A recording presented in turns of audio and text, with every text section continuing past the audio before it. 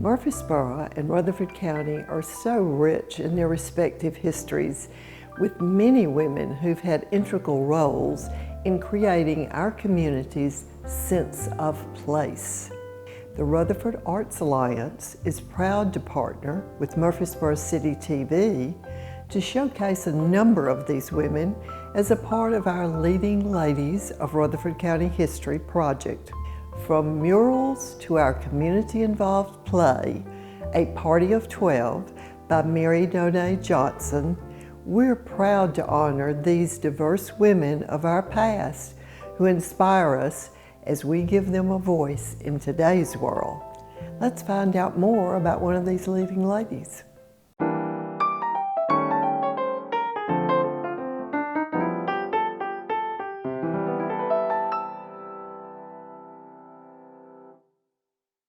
Myla Parsons served as the first librarian to Linebaugh Library when it opened in 1948. Her commitment to the library would serve as motivation for future librarians, including current director Rita Shacklett. Shacklett talks about how many ideas Parsons implemented are still a part of today's library. I want to hear about the start of Linebaugh Library, where the name came from, and when did it get started? Well, it goes way back to the 1940s. Bob Lassiter had written an article in the newspaper, in the Courier, and said it was such a shame that a town the size of Murfreesboro didn't have a public library. They actually did have a small library in the second floor of the courthouse, but it was mainly used for teachers. Katie Payton ran it, and it was mostly for Rutherford County teachers. And so Henry Linebaugh, who lived in Florida and had become a real estate developer down in Florida, he had moved there with his mother and brother years ago when he was like, I don't know, 10 or 12 years old. So he was originally from born Murfreesboro. Here. Okay. They moved to Florida to pick oranges or do something down there to be able to make a living. And they ended up staying there, but he always had a heart for Murfreesboro, and so he kept a subscription to the newspaper. And so when he read Bob Lassiter's article, he gave $5,000 to help start a library, which you think, public library. Right, you think $5,000 isn't going to go very far, but it got the attention of the city and the county, and they created a county board and a city board, and each board had 7 members. And the county board was responsible for hiring the librarian. Now this was later 1940s, around 1947, and they hired, in September of 1947, they hired Myla Taylor Parsons. And Ms. Parsons had been a teacher at Fosterville High School when it was brand new, and then she went on to teach at Christiana Elementary and High School, and she actually helped direct some plays at Christiana High School, which I thought was interesting. Yeah. But she had gotten her teaching degree from Middle Tennessee State College in 1941, and so after she was hired, they actually opened the library April 1st, 1948, and they moved it from the courthouse and got the old Hale home on Central Magnet's campus. It used to be Tennessee State College for Women, and this was the president's home, the old Hale home. It's been gone for a long time. I think they tore it down when they actually added on to Central or built Central. And there's that historic marker about the college on the campus still. And so when they did that, she opened that library, and they subsequently moved. They used part of the money from Henry Linebaugh. It was actually in memory of his mother, Maddie V. Linebaugh. So it's actually the Maddie V. Linebaugh Public Library, which is a mouthful. So we just call it Linebaugh Public Library. And at that time, that was the only library. And it was considered in the county. Okay. And it was a very small public library. It became known across the state, actually, because of Ms. Parsons. But they used part of the money for some furnishings and some for books, but they basically moved all those books from the courthouse over to the Hale home. and created a public library. So anyone could come then, Right, not just teachers. right. Several years later, around 1953, they moved from the old Hale home to the Elks building, it was actually a red brick building next to, it's where the parking lot is next to Beckman's Pharmacy downtown.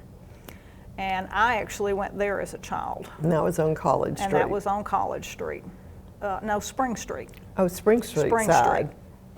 They used some money that they had gotten left to them from a woman in her will to do some more furniture and things like that.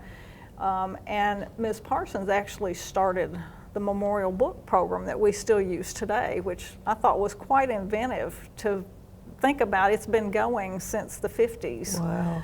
But it was in kind of a truck, it was in a vehicle type thing then, not a big bus. Right, and that was where they got a lot of their books. When I first came, about 2/3 of our library collection of books came from memorials. Wow. And that can't be said today, but at that point, that was our mainstream for our book budget. Wow. So she actually got that started. Actually started a shelf for Rutherford County writers and Tennessee writers and authors. Just one shelf. And that actually ended up being the Tennessee room over at Center for the Arts building, the old post office when we moved there. And then became the historical research room when we moved into the current building. And now that collection has moved over to the archives as its own little branch inside the archives. And this is the Rutherford County Archives. Right. And it's located? It's in the archives, it's on Rice Street. Mm-hmm. And so you think how far just from that one shelf that she started, because she saw the importance of local writers and putting that out for people to see and realize that was here and that was important to her. So I think what really strikes me about Ms. Parsons is the fact that she really had a vision for what the future and what was important for the future generations to recognize and to be exposed to. And I think that's something that we don't think about too often, because we're so used to having public libraries wherever you go. And that was not the case. She actually got her library degree from George Peabody College for teachers in Nashville after she started working at the library. And so then she actually saw it move again from the Elks building to the old post office. And then she retired shortly after that. And the old post office is now the Center for the Arts. Mm-hmm. And she retired then when she retired in '62, and she actually retired because she was a widow for her whole time during the as being a librarian at the library, because her husband died in 1944. He was only 41 years old. They only had one daughter, and so she raised that daughter as a single mother and created this library and built it from the ground up, which is just, you think of the 40s, even late 40s, early 50s, that was not done very often. So she was a remarkable woman. The man who originally donated the money, and he named that after his mother.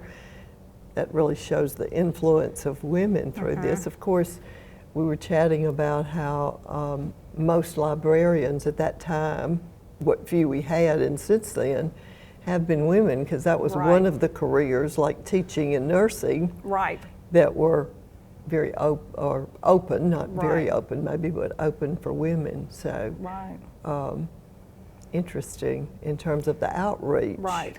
And even back then, her work was really recognized. There was a professor, an English professor at MTSU, I guess it was MTSC at the time, and she wrote an article in a national magazine about the Linebaugh Public Library, because it was such a remarkable small town library, and that it was used as a model across the United States even, but especially in Tennessee, for small rural areas to have a public library, and they modeled a lot of it after what she had done for Linebaugh. And she was also on the board for the state organization? She was the treasurer for the Tennessee Library Association in the early 50s. As the city and county were growing over the years, so would the outreach of Linebaugh Library as it branched out into other cities.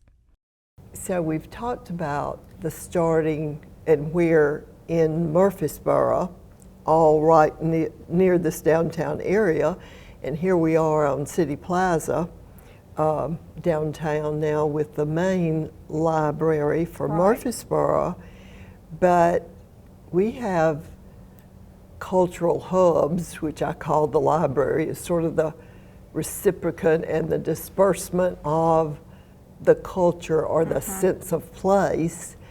We have libraries in several areas of the county. We do, and that actually got started with Myla. When she was still there, right towards the end of her time as librarian, they realized that they needed more than just a bookmobile stop or a little community stop in Smyrna. And so she was actually still librarian here when they hired a librarian and started the Smyrna Public Library, which was our first branch. And then later, it took until, that was in the 60s, it took until 2004. We added the Myrtle Glanton Lord Learning Center and Library at Patterson Park Community Center. That's we call it MGL, but it's inside Patterson Park, and it was started by Ms. Lord. Several other places before that, but we took it over as one of our branches. So we've got one in a community center. And then the next year we took over the Eagleville Bicentennial Library that they had started several years before, but it became part of our system in 2005. And then about 3 years ago, we had a vision, our board chair, Gary Green, had a vision for a all digital library. And we created the Technology Engagement Center, or the TEC, which is on Hopgood's campus. And then just a few months ago, we actually moved the room we're in now that was the historical research room that Myla had actually started as a shelf. It has moved over to the Rutherford County Archives. And we are collaborating. It's a branch within the archives, and it's a library branch. And then we have one of 3 bookmobiles in the state of Tennessee. Wow. So we are growing. We still want to add more libraries in those areas like Blackman and places like that that are very high demographic, lots and lots of families and people we need to reach out more. But it's not just about coming into the building anymore. A leading lady herself, Shacklet looks to the future for the Rutherford County Library System with the hope of reaching more communities. So what are the next plans for the library? Well, we are actually looking, we are kind of doing some studies. Our board has created a ad hoc committee for future plans, and we're studying demographics and things like that to see where we need more branches. We're trying to do it smartly. We were actually the Linebaugh Public Library system until 2017, and we changed to the Rutherford County Library system because we felt that more incorporated what we were. And this is still the Linebaugh Public Library system. We changed our logo. We got a little more modern.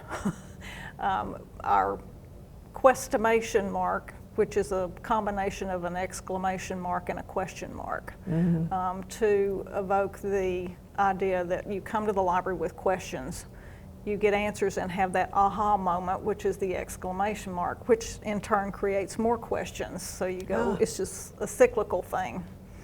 And so we've tried to keep up with what's going on with, you know, virtual programming, and of course COVID has been a challenge. A challenge, but it's also been a good thing because we've had time to learn some of the things and try out some things that we'd been wanting to do for a long time. Curbside service that we still do today. We've tried some virtual programming, especially in the children's area that that's just not like being here, you know, and being in story time, which has always been a popular thing. But they started things like quest kits, which are kind of craft kits to go. Little brown paper bags, has all your stuff in there. This summer they did some team cooking kits, and they had all the ingredients and the recipes in there. And so we have very creative staff system-wide. And I think the one beauty is, you know, we were talking about the libraries in the different places. You've got Eagleville, which is a small rural area. Smyrna is very focused on children, very focused on children. MGL sees a whole different set of patrons than what we see here. So you have to look at the community where those libraries are and really go with what we call a patron-driven collection and services, and that's giving that community what they want, because each community is so different. Even though we're in the same county, we're just different. And the MGL, or Myrtle Glatton Lord, is also one of our leading ladies. Yes. That is being studied. The other thing I want to mention about that the Rutherford Arts Alliance has pointed out that I never really thought about, but your sculptures around the perimeter of the library are actually public art sculptures. The word forest. The word forest. Tell us about those words. Let's see if I can remember. Well, we were actually, Laurel Best was the director at the time, and we did, we put out a proposal to get submissions and had about 7, I think. And we had them on display. They had to do a little model, and people voted, and it ended up becoming, that's what we ended up choosing, because it gave people a broader sense of what the library was about anymore. You know, you think about ideas and debate. It's not just words, but it is words in a sense, but it's not just words on a printed page in a book. Debating, being able to talk with one another, creating and debating and being able to dialogue with people. And it became that whole idea of the library being a meeting place where people could gather and discuss things and get information, and it's not just about reading a book. So we felt that was, that really said what we wanted to about the public library, and I think that still holds true. Another mission on Shacklett's radar is working with county schools and their respective libraries.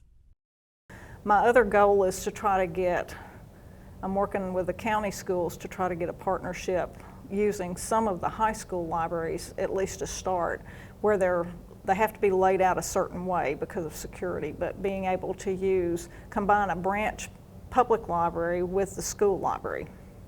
Oh, wow. Because your school libraries, our funding is good, not great, but it's good, but school libraries are really sad. And yet they're required to have so many titles per student and things like that, and yet it's like their budget's like $3 a student. Well, how do you do that?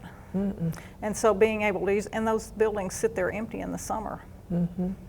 And plus it's that outreach to that community. And you can without put building a brick and mortar. You build one, and I've been in talks with the county mayor too, and when they start, we want to do a pilot project with the current building so we kind of get the bugs worked out. And then as they build new schools in areas that we need new branches, or at least some type of branch, is that we build it that way to begin with, so that it meets the criteria and we've already got a model set up. Women have had primary leadership roles in library systems throughout the country over the years, and the Rutherford County Library System is no exception. From Parsons to Shacklett, women have been instrumental in the library's growth and development. So as we think back through this, women have been primarily the librarians of our history, and particularly here in Rutherford County, although I know that she had to go out into the business world and the government world to access money and so forth. But this is an area where women have been primarily successful in leadership positions. Right, and probably up until about maybe 10 or 15 years ago, that has still been true. And you probably will still find more females than males, at least in the public library sector. I think you find more males maybe in the academic world. But I think it's interesting that when you go back and look at where that first real public library was the president's home for the Tennessee College for Women. And I think that's an important part too. But our boards were mixed with men and women, but librarians were pretty much all women, all female. And I know at the time she started the mobile library. She was working with the person who was the librarian at MTSC, and that was a woman at that time. So they were working closely together. And the Smyrna librarian was a woman, you know, and they have been women. All four of us have been women, have been female. Now we've had some males to apply, but they were not hired. So, but we have lots of males on our staff. So, but I think it's important to note that this has been primarily a female profession. Shacklett's own commitment to the library has been inspired by the passions and dedication Myla Parsons had for Linebaugh when it opened in 1948. In thinking back through this, Myla was the first librarian. You're the current system director. How did thinking about her life, how does that affect you in today's world? It makes me feel good that I can be a Rutherford County and a Murfreesboro native, just as she was from Christiana, but you know, that native Rutherford Countyan, and how she brought something that important. And that's a legacy she left me to be in charge of. And growing up in the library, and that's all I ever wanted to do. I'm one of those rare people when they say, well, what did you used to want to do? Librarian, that's all I ever wanted to do. And so carrying on her legacy, and it's funny because she was from Rutherford County, from Christiana.